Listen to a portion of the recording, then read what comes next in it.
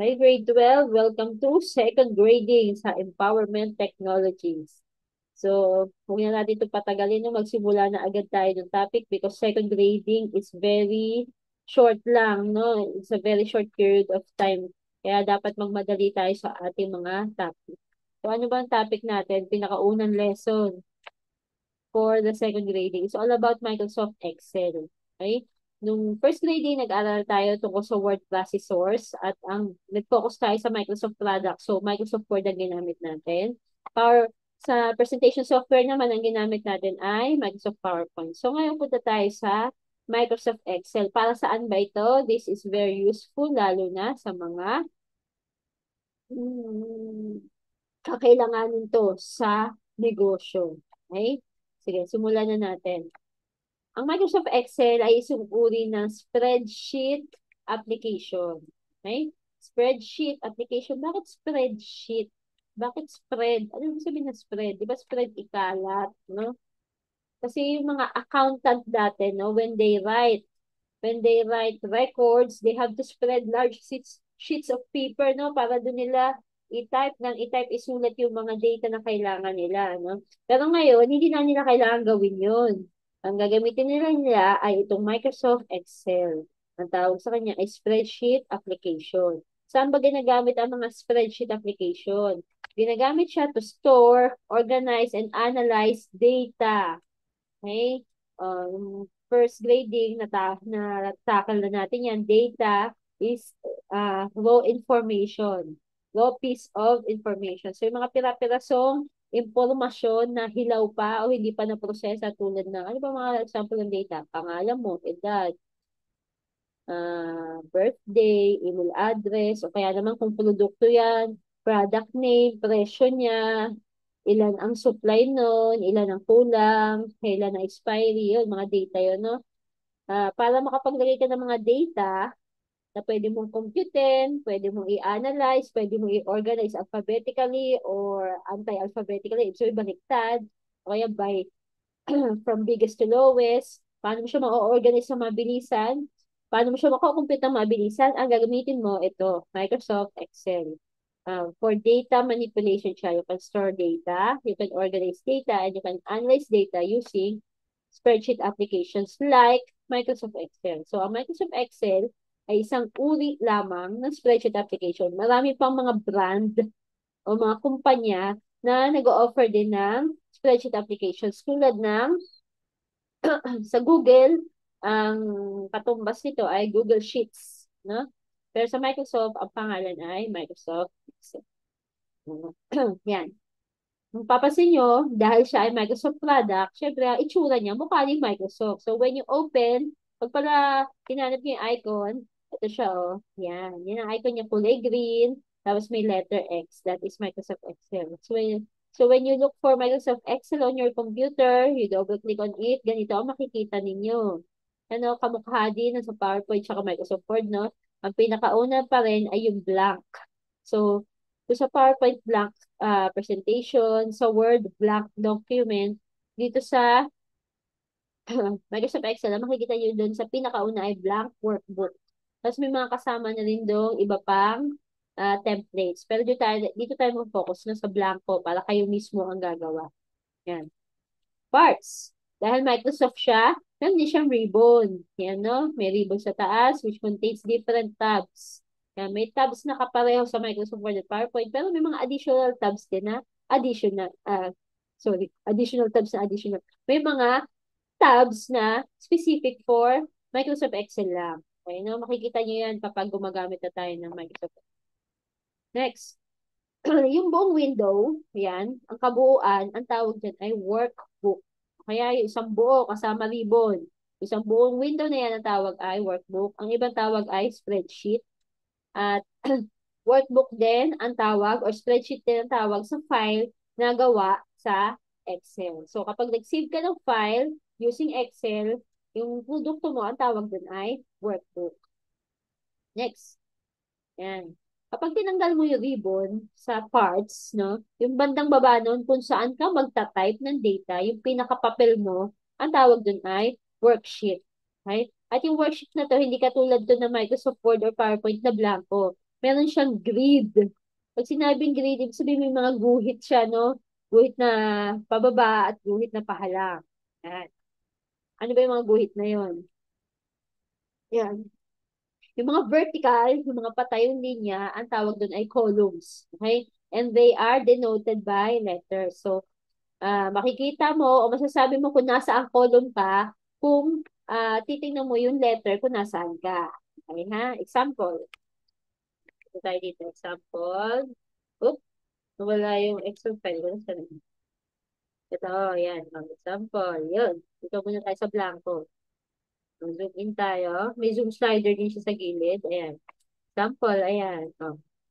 Ito. Ang currently selected. Ito yung kulayan ko. Ayan. Itong kulay dilaw na to, nasa column siya. Nasa letter C. Column C. Okay? Next. Ano naman po yung mga pahalang or mga pahiga na linya? Ang tawag naman doon ay rows. Okay? Ang rows, horizontal division siya ng workbook, denoted by numbers. Kung ang columns, ang pangalan niya ay by letters, ang rows naman ay numbers. Yan. Tingnan natin. Itong kulay yellow na to, nasaan siya? Nasa row. Ayan o, row number 3. Ayan, tingnan niyo lang kung saan siya nakatapat. Yun yung kanyang row. Kapag naman, yung column, yung mga linya pababa, ay nag-intersect sa mga rows, okay, nag-intersect, nag-cross ang kanilang mga landas, ang tawag sa mga mabubuong box na maliliit na yun ay cell. Okay, ha? Cell is formed by the intersection of columns and rows. Okay? Yan. Tingnan natin to. Oh. Tulad dito, yung box na yan. O, di ba? Yung box na yun na nakikita nyo, huwag niyo tawagin box. Ang tawag dyan ay cell. Ang cell na ito ay nabuo dahil sa intersection ng column C at row number 3. Okay?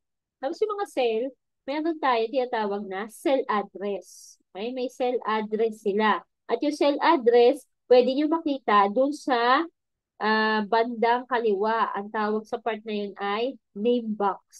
Okay? Tingnan natin kung nasa na name box.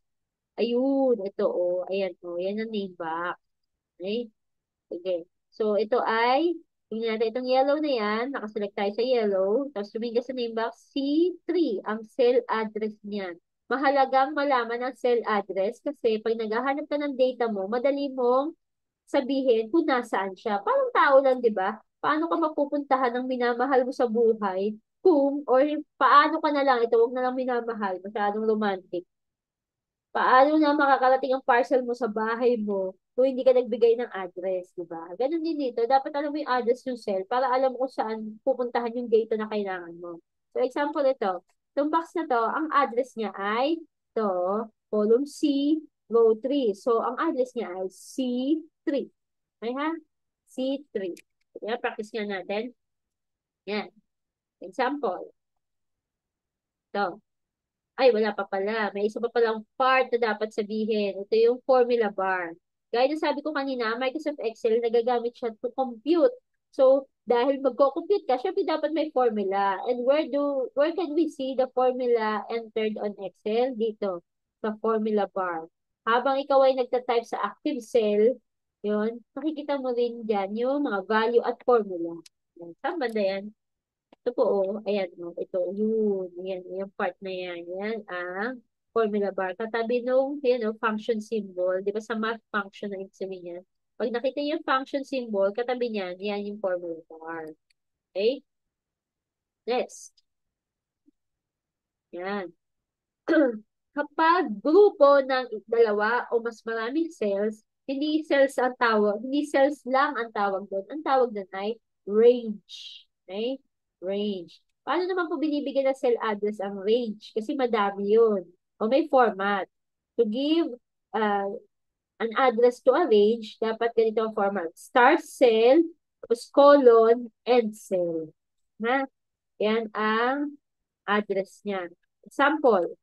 Yan o. Nakaselect mula sa A2, yun, hanggang, yung colon, ang ibig sabihin nun ay hanggang, or 2. A2 hanggang E2. Ayun kasi nakaselect. Oh. Nagbigay tayo example dito. Yan. Example. Gawin natin red ito ha. Gawin ko red para makita nyo. Sorry. Ayan, red. Oh. Ano ang address nitong tatlo na to? Ito ay nagsimula sa C3, di ba? So, ang address niya ay C, sorry, C3, tapos, ano kasunod na symbol? Colon. Huwag kakalimutan ng colon. Yung colon, ang ibig sabihin nun ay to or hanggang. Okay? Sa Excel ha, yun ang ibig sabihin. C3 to, ano ang dulo? End cell? E3. Bakit E3? Kasi ito, nasa column 3, row, ay sorry, column E, row 3. C3, E3. Yan. Okay? Gawa pa tayo isang example. Ta. Yan. Kulay ano naman? Green. Yan. So, ito. Yan limang box na yan. Ano ang cell address kaya niyan? Saan siya nagsimula? Sa H2. So, ang cell address niyan ay H2. Tapos, huwag kalimutan ang symbol na colon. Tapos, ang end niya ay, ang dulo niya ay ito. Ano to?